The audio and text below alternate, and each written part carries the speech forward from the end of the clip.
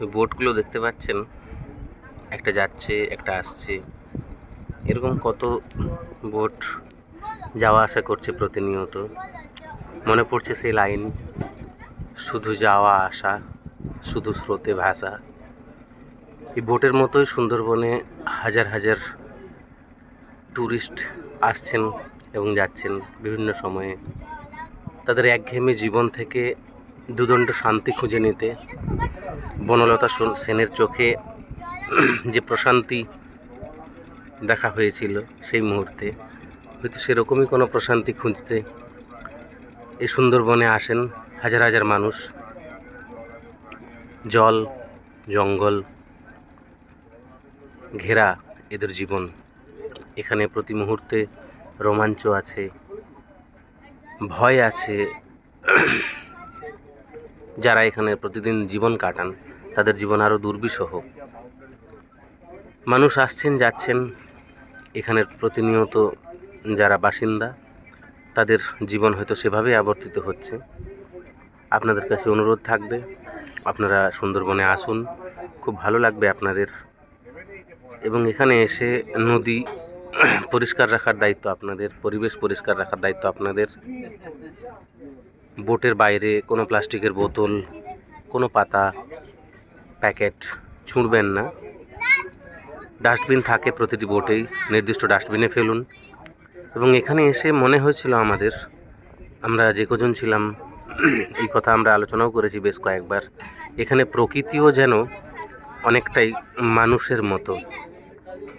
মানুষ যেরকম প্রয়োজন অনুযায়ী অভিযোজন করেছে, এখানের গাছপালা, নদী নালা, জীবজন্তু প্রত্যেকে যেন তাদের পরিবেশ এবং পরিস্থিতি অনুযায়ী নিজেকে অভিযোজিত করেছে। ভাবুন না, একটা গাছের কীরকম করে ঠেসমূল নির্গত হচ্ছে, গাছটা যাতে ঠিকঠাকভাবে থাকতে পারে, লড়াই করতে পারে প্রতিকূল পরিবেশের সঙ্গে।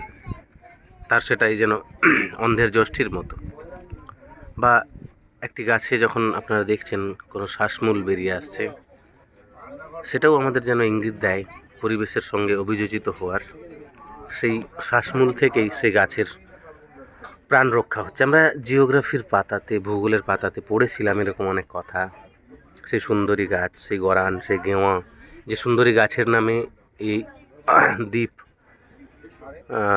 খুব সম্ভবত এটি পৃথিবীর সর্ববৃহৎ ম্যানগ্রোভ অঞ্চল। তো এই যে সুন্দরী গাছের নামে সুন্দরবনের নাম, সেই সুন্দরী গাছ, গরান, গেওয়া, কেওড়া, এরকম প্রচুর গাছ গাছালা নিয়ে ঘেরা এখানের স্থলভাগ।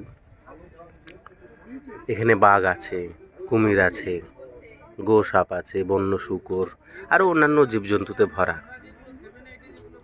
তো সেই ভূগোলের পাতার লেখাগুলি যেন আমাদের চোখের সামনে হঠাৎ করে জীবন্ত হয়ে উঠল। আমি তো ভীষণ মিল পেলাম বিভূতিভূষণের পথের পাঁচালীর সেই দৃশ্যের সঙ্গে, যেখানে অপু প্রথমবার বাইরে গেছিল এবং প্রথমবার বাইরে গিয়ে সে যখন খরগোশ দেখছে, খরগোশ দেখে তার ভীষণ আনন্দ। কারণ এতদিন সে বইয়ের পাতায় পড়েছিল খোয়ে খরগোশ, কিন্তু সে ভাবতে পারেনি সেই খরগোশ সে বাস্তবে দেখবে, এবং সে বইয়ের পাতার খরগোশ যে বাস্তবে দেখা যায় এবং চোখের সামনে সে যে নেচে বেড়াতে পারে এরকম, এটা ভেবে সে যেন ভীষণ বিস্ময়ে পড়ে গেছিল, অবাক হয়ে গেছিল অপু। তো এরকম বিস্ময় প্রতিটি মানুষের জীবনে থাকা উচিত, তাহলে হয়তো জীবন আরও বেশি সহজ মনে হবে আপনাদের। আসুন না, আপনাদের জীবনের একঘেয়েমি কাটিয়ে এই কয়েকটা দিন সুন্দরবনে কাটিয়ে যান, ভালো লাগবে। দেখুন, প্রত্যেকে ভালো থাকুন। একটা বিষাদ নিয়ে হয়তো ফিরতে হবে, কারণ যেতে তো হবেই। যেতে না দিতে চাইলেও যেতে দিতে হয়, যেতে নাহি দিব তবু যেতে দিতে হয়, তবু চলে যায়। তো এরকম আমাদেরও যেতে হবে, ফিরতে হবে আমাদের আবার সেই পুরনো কর্মস্থলে, আবার পুরনো জীবনে।